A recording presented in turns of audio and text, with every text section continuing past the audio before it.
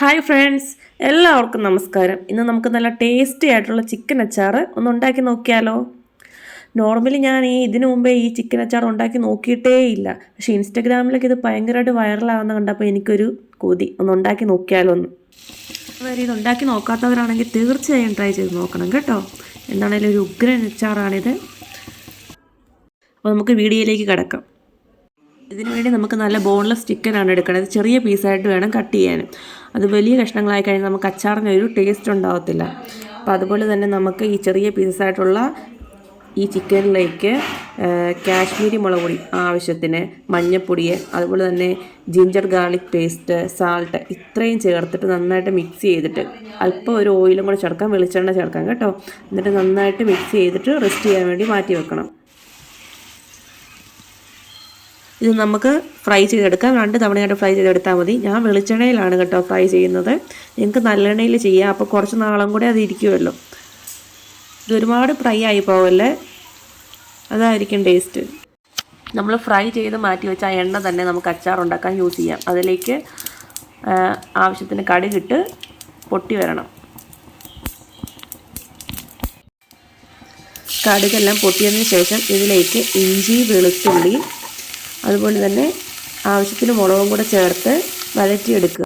നമുക്ക് കറിവേപ്പില ചേർത്ത് കൊടുക്കാം. വഴണ്ടി വരുമ്പോൾ അതിലേക്ക് മഞ്ഞൾപ്പൊടി ആഡ് ചെയ്ത് കൊടുക്കുക. അതിലേക്ക് എരിവിന് ആവശ്യമുള്ള കാശ്മീരി മുളക് പൊടി ചേർത്ത് കൊടുക്കുക. പിന്നെ അച്ചാർ പൊടി ഞാൻ ചേർത്ത് കൊടുത്തിട്ടുണ്ട്. അച്ചാർ പൊടി ഓപ്ഷണലാണ്, വേണ്ടവർക്ക് മാത്രം ചേർത്ത് കൊടുത്താൽ മതി.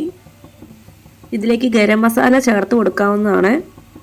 ഞാൻ ഇതിലേക്ക് പുളിക്ക് ആവശ്യമായിട്ടുള്ള വിനാഗിരി ആഡ് ചെയ്ത് കൊടുത്തിട്ടുണ്ട്. അതെനിക്ക് കാണിക്കാൻ പറ്റിയില്ല. അപ്പം കൊച്ചു പെട്ടെന്ന് വന്ന കാരണം എനിക്കത് വീഡിയോ എടുക്കാൻ വേണ്ടി പറ്റിയില്ല. അപ്പം വിനാഗിരി ഒഴിച്ച് നന്നായിട്ട് മിക്സ് ചെയ്യുക. നമുക്ക് കുരുമുളക് പൊടി ഇതിലേക്ക് ആഡ് ചെയ്ത് കൊടുക്കാം. ഇതിലേക്ക് നമുക്ക് കായപ്പൊടി ചേർത്ത് കൊടുക്കാം. അപ്പോൾ ഫ്രൈ ചെയ്ത് മാറ്റി വെച്ചിരുന്ന ചിക്കൻ ഇതിലേക്ക് ആഡ് ചെയ്തിട്ട് നന്നായിട്ട് മിക്സ് ചെയ്ത് കൊടുക്കുക.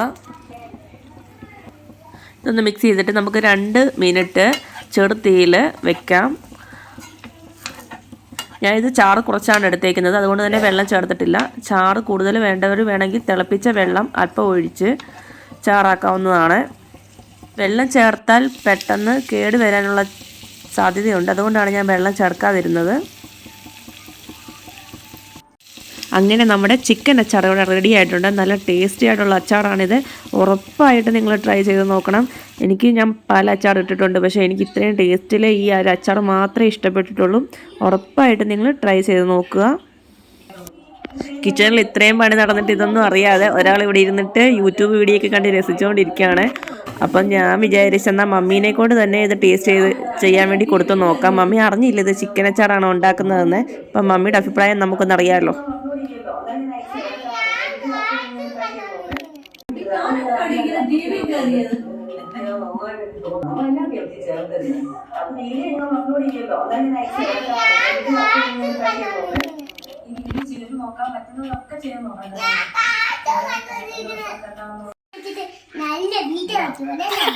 ഇതറിയാതാണ് വീഡിയോ എടുത്തേക്കുന്നത്.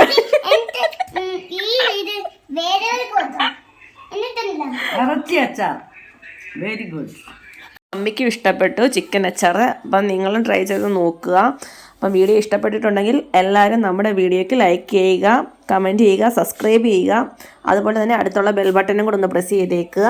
അപ്പം അടുത്ത വീഡിയോ കാണുന്നത് വരെ ബൈ.